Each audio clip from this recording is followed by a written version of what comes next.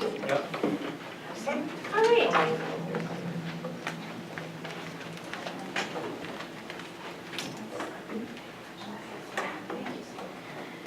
As we're beginning just to talk a little bit about our chapter 2, we wanted, oh, it didn't show up very good, darn it. We wanted to throw these up here. When we had talked before, and we had talked about really just giving your kids confidence and making them believe it, we had these 2 pieces that we had some kids write, and this one's kind of hard to read, but Julie, why don't you read that one? I have it, and I actually it's one of my favorite pieces, and I asked her if we could keep it. She wrote, I am an author because I write pigeon a lot. We had done an author study on penguins. I write pigeon a lot now. We got Mo's books, and I'm going to make books like Mo when I grow up, and I'm going to write. So that was a February piece that she did. And this little girl, she was one of my very lowest girls, and all the time just saying, you're writers, boys and girls, writers, today here's what we're going to do, authors, today here's what we're going to do. And so she wrote this, and there's pictures on the other side. It was like a book, and so that's why there's all that purple. But Dear Mrs. Weigel, I am a writer, I am an author. Then she wrote all about her family, and she wrote that. She wrote it at home one night, and she brought it to me, and like she believed it. She didn't have confidence in herself. Well, I guess she kind of had confidence, but when it came to reading and math, she just didn't feel comfortable because she wasn't getting it. But writing is where she felt like, yeah, I can do it. I'm an author. I can write a book. I can write a story. So, all right. We are going to, suppose, for lack of better words, peruse through chapter 2.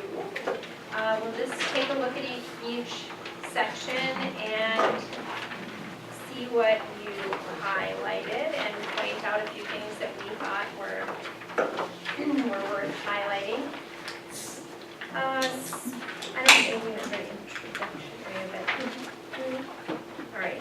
So we'll start under the heading, some children draw and write as motor activities.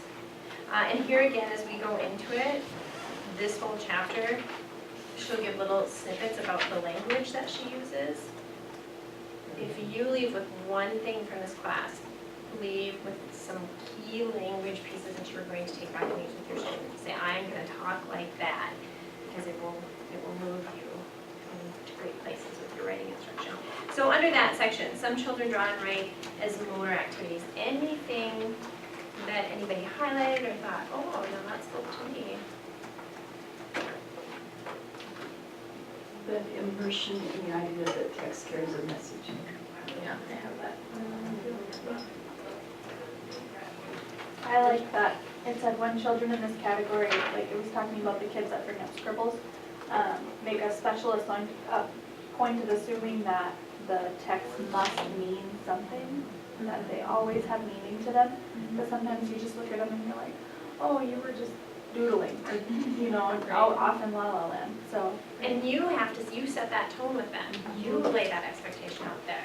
When they come to you with something, that's their story, and you expect them that they will be able to read it to you or tell you about it, no matter what it looks like. Mm-hmm. You have to set that expectation as well. You wrote this. This must be important. Tell me what it says. And if you ever do have kids that are having a hard time telling you what it said, especially if they haven't seen it in a couple days, it's been in their folder, and then they want to go back and they're having a hard time, I say to my kids, especially at the beginning, what did you want it to say, or what did you hope that it would say? And it's funny because the kids will do it. Like they'll be sharing with each other, and they'll say, I don't know what that says. What did you want it to say? They'll say it to each other, and it's just, there again, the language. Yeah. They'll start to use it with each other. Yeah. And then adding detail, whether it is just to that picture or to that one word or to that sentence, or just adding, encouraging that to add that detail. Tomorrow we're really going to launch into the mini lessons, and we're going to talk about some of the mini lessons that are even in the other book. And that is one lesson too that Lucy does, is adding detail, and there's one where you just add detail in your pictures, and how just when you add detail in your pictures, after the kids get that, then think about all those things you're going to have to write about, or all those things you're going to get to write about. I mean, you're going to have so much to say because you put so much in your picture. One of the things that that popped out was just like Deb said about being immersed in the text, but your first goal to help these children approach the page with intention and to convey meaning. So every time we write, we're really writing with a purpose and story. And on page 9, there's the little dialogue that Lucy is having with a boy. I like to write about things I do. I might say, don't you? What do you like to do? The child answers, I watch TV. I'll say, do you? What do you watch? If you hear that, if I hear that every morning starts with cereal in front of the cartoons, I will say, you need to put that here. Draw the bowl of cereal so that people will know. And I like how she just intentionally said, oh, you do? You have to write that, not just, okay, write it. You have to put that down because you're going to have so much to say and you're going to have so much to write. You have to put that here. And it might seem totally mundane to us. I'm like, well, but if that's what triggers them, if that's what's happening in their lives, it's relevant to them. And when she talks about that idea, put that here. And you'll hear her say this again, but it might look like this, put that here, and you just look at that spot, like, I believe that it's going to, and you don't give them eye contact, you just believe it, and you just wait. Or you might just kind of give them that gesture, and you might go away, I'll check back with you kind of thing. But you leave them with the idea that you can and you will, and then you're on there. Anything else in that?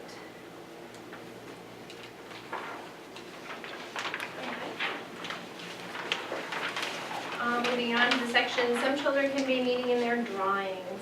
If they write it all, it's unclear what their marks say. And we've touched on that a bit, but anything in that section that Kind of just going off the alley when she said, like, you add more detail and everything, and then it's also, like, crucial to convey from the start that stories need to make sense. Like, you can't just say, oh, and then it was over here, and then it was on the ground, and then it was, you know, they have to make sense, so. Right. And you let the child know that you're kind Right. of confused as the reader. Right. That's really important too. Right. Right, as the reader, I thought I was reading about a dog, but here we're talking about a turtle and a TV and cereal and, Yeah. yeah.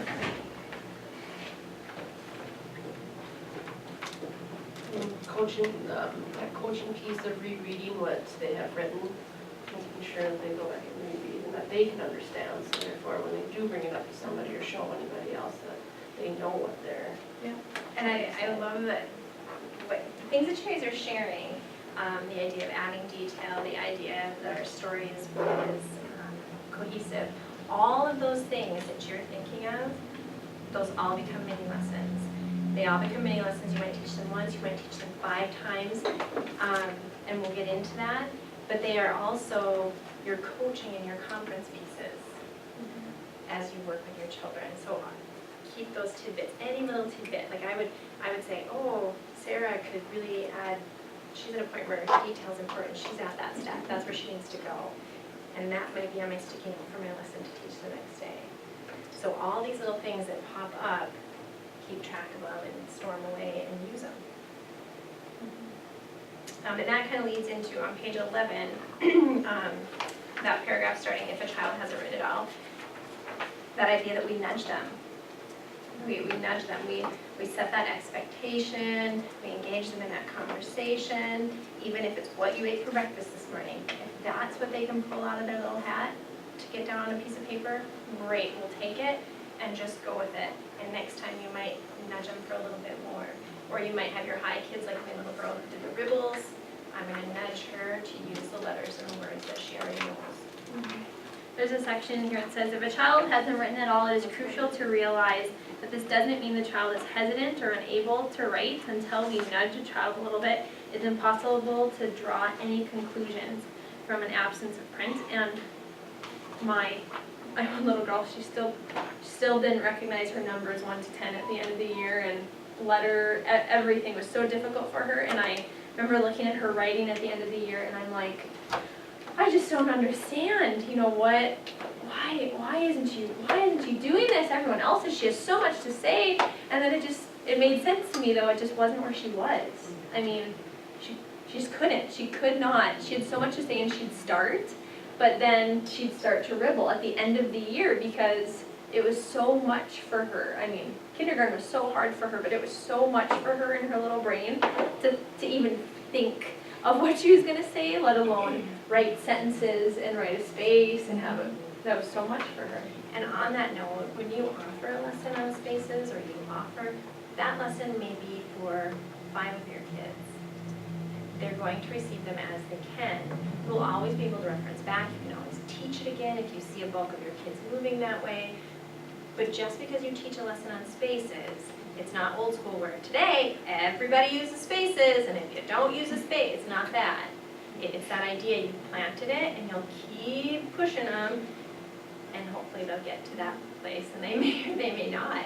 But you have to, it's just really about where they are, and coming up with that next step for them. One day in my writing, almost on accident, I used quotations just because I was saying something. And then I saw like 4 or 5 of my, I didn't even teach about it, I just used them. And I saw 4 or 5 of my kids using them. And then I actually had a kid use a comma in quotations and correctly and everything. And I was like, oh my gosh. But then they kept doing it day after day. And they would say, what are those things? How do you use those? And they started noticing them in their reading. That was the coolest part, that they noticed them in their reading. And so then I'm like, I gotta teach, I have to do it, and you're right, only 5 or 6 kids picked up on it, but it was kind of fun though, because then even the other kids who weren't ready for those, because they don't have to be ready, you know, they were actually adding some dialogue, so that was kind of neat what they were doing then too. And like you said, not everyone would be ready for everything. It's like when you introduce periods for the first time, and you have a period under every blooming word, or at the end of every blooming line. It's that introduction, it's that taste, what can I do with it? And those kids that use quotation marks, the teaching doesn't just happen here, the teaching happens among the students, because when we start to talk about what that writer's workshop really sounds like, it should be a very talky time, on topic, but very talky time, and kids will be recognizing what other kids are doing, and they will get excited and want to mimic the things that are happening. So there's teaching from the teacher, there's teaching among the students, but just to put all those seeds out there and then let them do with them what they need. Just a quick question on mini lessons. And taking that and kind of going the other way, let's say like 5 of the kids in the class just aren't getting spaces. Would you do a mini lesson just, you know, on the fact that, you know, you already know that only about 5 of your kids don't have that concept, but the rest of them do? Would you do a mini lesson again on something like that, or would that be something you just do in your conferring time with those individuals? What do you, I mean, what would you think? I think it would be conferring. If there's really truly only 5 that were kind of, I would make it their goal, and and in, and I don't know how you do it, Allie, but as you see, as we model more lessons for you, one of the pieces that we'll establish before we send our kids to write is we really touch base with them about what they're going to write about. And in that time, I can really look at a child and say, and you're going to work on spaces today. Do you remember spaces? You know, so you just really give those direct tidbits, and you're very intentional about them. And I've even pulled a group of 4 or 5 aside to a different table, and I've just done like a 2-minute mini lesson with just them. And then if they haven't got it, then, you know, I'm always checking back to them in that conferring. So are we using our spaces today? How are you doing on those? I know that's a skill that you're really working on. And then just continue to work on that. And I've even had kids do like a self-evaluate where, I know my first year in first grade, 2 years ago, it was a pretty high group. And I remember when I did the spaces mini lesson, I had papers on the wall. And I'd be like, when they were off to write, I have those spacemen. Well, who thinks they need a spaceman? Well, do I need a spaceman? I don't know, go back and check your writing. So they go back to the physical, back to the wall. Ooh, I need a spaceman. You know, or they kind of, and then last year I didn't have them on the wall, it was pretty low. It was much lower than last year than the year before, and it was just back into their folder. I don't know, do you? Check your work. Oh yeah, I need a spaceman. No, I don't need a spaceman, I'm pretty good. You know, where they kind of had that self-evaluate, where they decided if they needed a spaceman or not to help them with their spaces. I think that's so important, and was it, I think just last year, Allie and I actually went through and talked to our kids on the Common Core area about what a 1 looks like, what a 2 looks like, what a 3 looks like, what a 4 looks like, and we would have it posted in our room. So you And kind of that same thing, it gave them that self-monitoring, do I have detail? It was just a visual anchor for them to really, and of course, you had ones who thought, Fourth. But that doesn't matter, that's not the point. The point is it makes them conscious about the elements that need to go in to that end goal. If we really want this four kind of writing piece. So that sort of thing about giving them the power, to decide and be looking at their own work. Those are the kids we want, right? Those are the thinkers and the doers that we really want coming out of these schools. And I don't know where we heard it, it was either some professional in our district or someone who came into our district, but they were talking about, inside of a kid's folder, having one piece of paper that says skills I use or skills I know how to use or something of that sort. And so you see that for 3, 4, 5 days in a row, some student is using spaces, you say, oh, you have really mastered using spaces, we're gonna put that on here, and so you write down spaces. And so that's one thing too, that if you come back and you see that they're not, you can say, oh, wait, that's a skill that you mastered, I know that you know how to use that, and so, And we'll touch more on that in conferring. yes. Because you really will set some specific goals for your kids and they will know what those goals are. But even how beautiful that is just to refer back to, and they own it, they own those skills that they can use. All right, section, some children will write squiggles instead of letters, and we've talked quite a bit about that, but anything there that anybody ended up?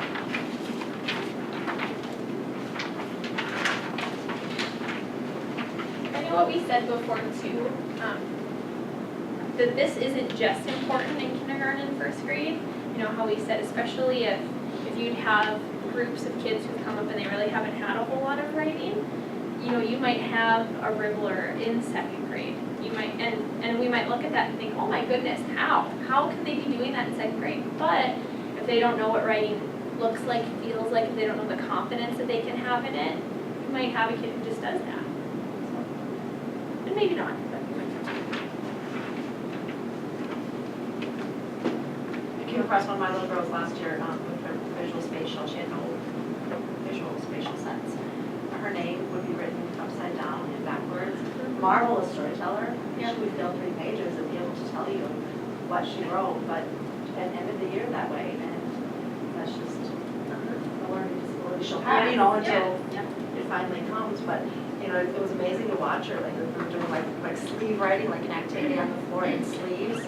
And one day I walked over and she was doing it upside down. She was sitting on this side of the sleeve and writing all of her letters, filling in that teacher.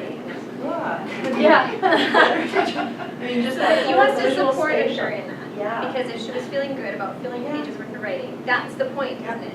Like you can deal with that other thing later on, but if she has the confidence, if she hasn't been already shut down, I can't, because I can't put those letters on the page, right? What if I'm only gonna have tools like this to use as an adult? I mean, how beautiful that she believes that she can. Let's see. The section, some children benefit from labeling their drawings. When I kind And of, that ties into what Tammy just said, sorry. sorry, when I was reading this, I kind of tied it in with like some nonfiction writing. Like it's a really good doorway for nonfiction writing and labeling your pictures. And so it's just, I don't know, I thought that this was cool that they put it in this book because to us it's like nonfiction writing. Ooh, that's kind of, the buzz right now. So. And they'll do it automatically, because you'll have some kids that in their writing, their narrative, whatever it is, they won't just label me, mom, dad, they'll label frame, grass, tree, they'll label like every little section. But for some kids too who aren't quite to that point of writing a story, that's why they label everything, because, oh, look at all these words I have and look how I wrote. And then when you go into that nonfiction piece, then they are labeling toe, tail, scale, they're just doing all that automatically. We had that conversation in PLC, Deb. I know you want to share if I'm going to talk to you about as far as always giving kids lined paper to write on. Doesn't really promote that nonfiction piece of labeling. And we talked about that. Did you create something as far as, did you create a paper template with boxes so that they, or didn't you? Or you? I don't remember. Okay. we thought, and I know Lucy Calkins, Lucy Calkins, she does have the different papers that I printed off where it's more open space. But that was just something like an aha that we thought about too, where we're always getting online, Yeah. we're not promoting that labeling piece. Yeah, and we'll talk about that as well. There's so many elements. The other little note that I had to myself on this particular page was how beautifully writing marries every other subject. When you put this in your classroom, when you've established these children as writers, when they've established themselves as writers, there is not a place that it won't lead into. And I have to share the conversation. If you've been to the SCRC talk to Allie and I did, I shared it there as well. But I said I have better readers. I have better readers in my classroom. And I said, why?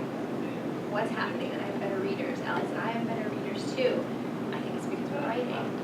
And it is because we're writing. You've now taken language, and instead of being this task or this thing that they have to do, and if you're a child looking at this, it's a foreign language in the beginning, and now you've given it to them as a tool.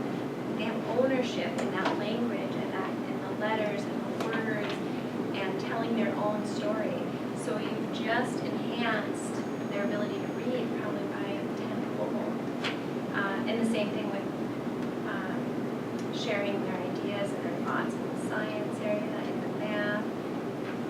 It doesn't stop. It doesn't stop. It's everywhere. It's a beautiful thing. There is a section on page 13 that I found where it says a word of caution, and it talks about how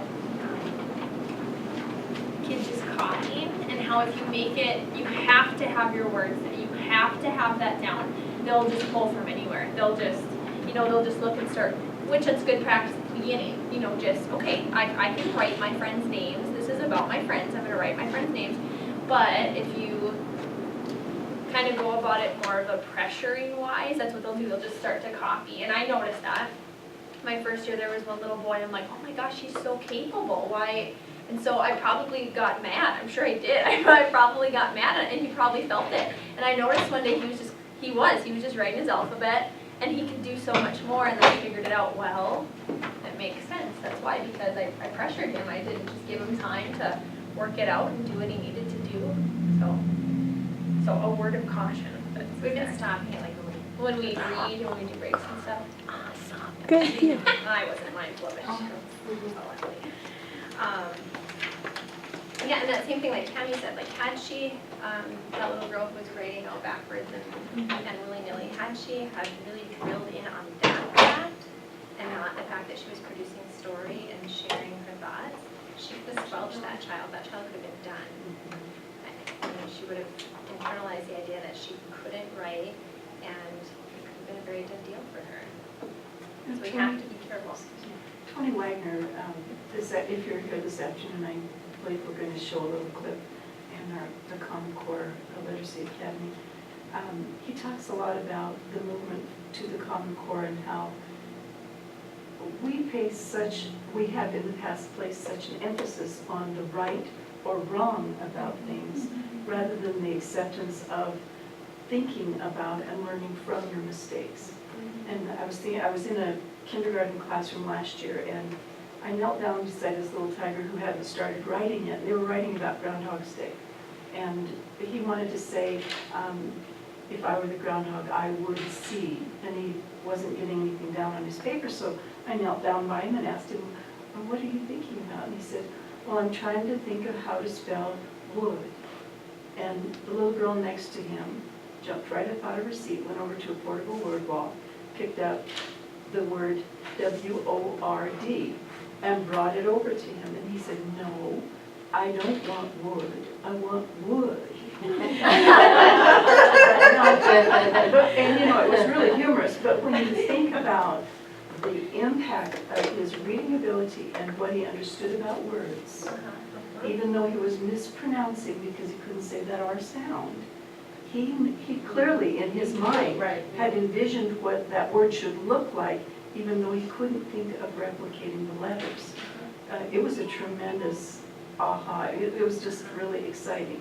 And she heard the same thing I heard. But what beautiful things just happened there. Even if that other child was knowing that they were a support and a resource and knew where to pull the resource. And that lovely stuff. It is, and the depth of understanding of this child, how does that impact the reading? Tremendously. Because when he sees W-O-U-L-D, he's gonna go, oh yeah, that's what I was looking for in my writing. Those are the days you just feel the goosebumps, just crawl up your arms and. That idea that we need to be facilitators in allowing to take our kids through the process of learning. Not so, like you said, not that this is the way we do it, this is what we need, you figure it out so that it's meaningful to you.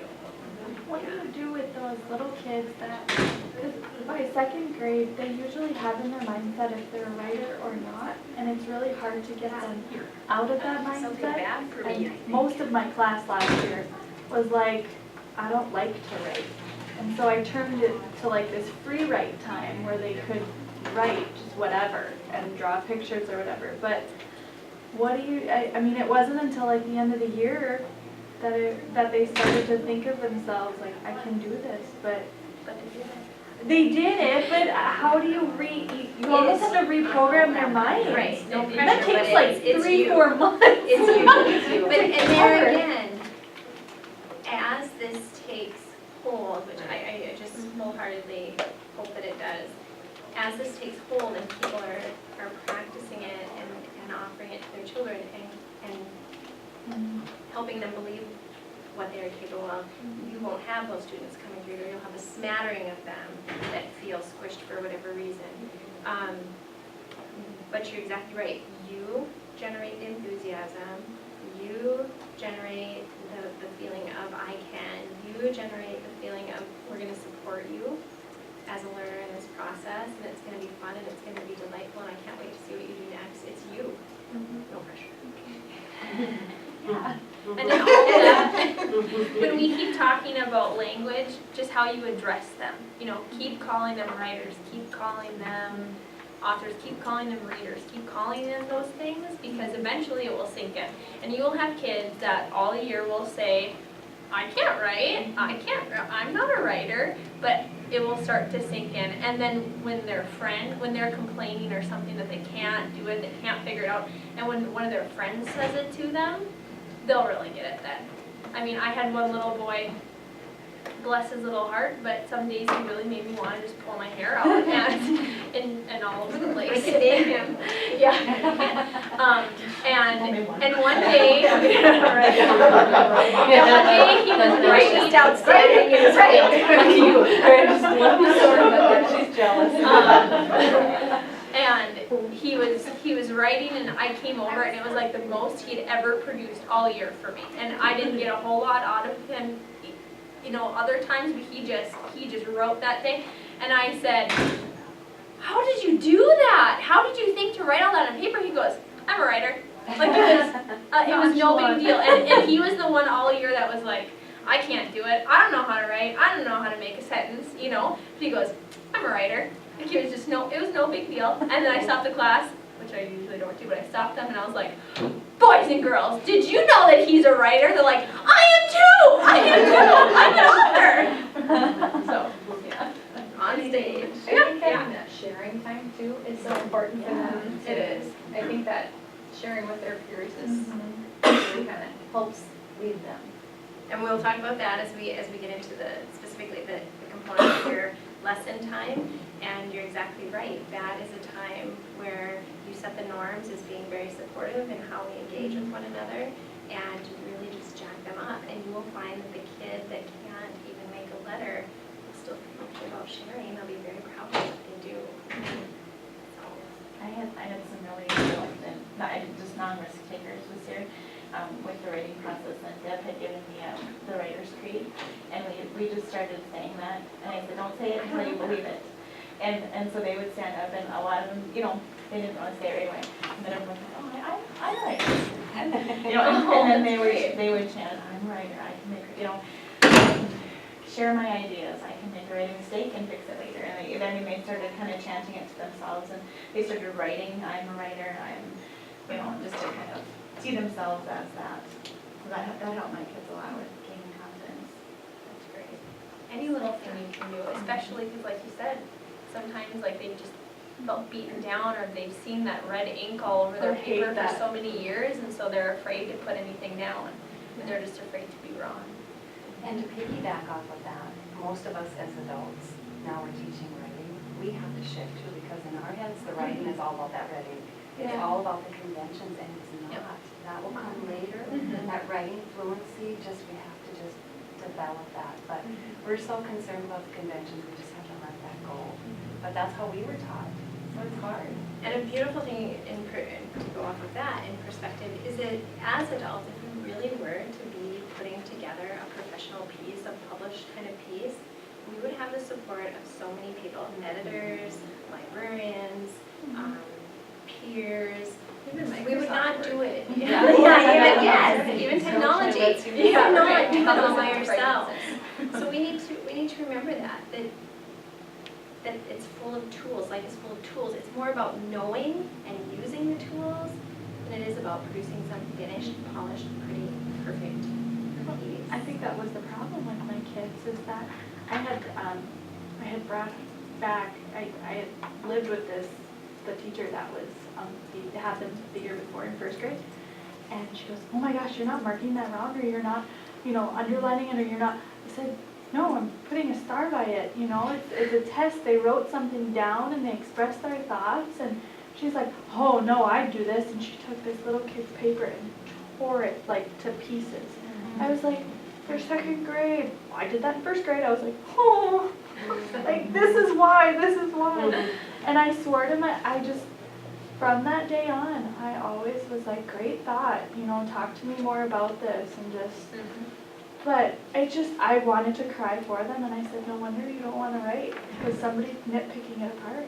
And we need to be so careful too, like some people will hear you say that and they'll say, you're not teaching. Yeah. You're not teaching. That's what she said to me. That's not true. We do not go into a writer's workshop and say, forget about periods and capital letters and spaces and grammar. That is not it at all. We very much value those things and we very much encourage them, and according to what the Common Core calls for our grade level, it's in there. It's just that it can't be the end-all be-all.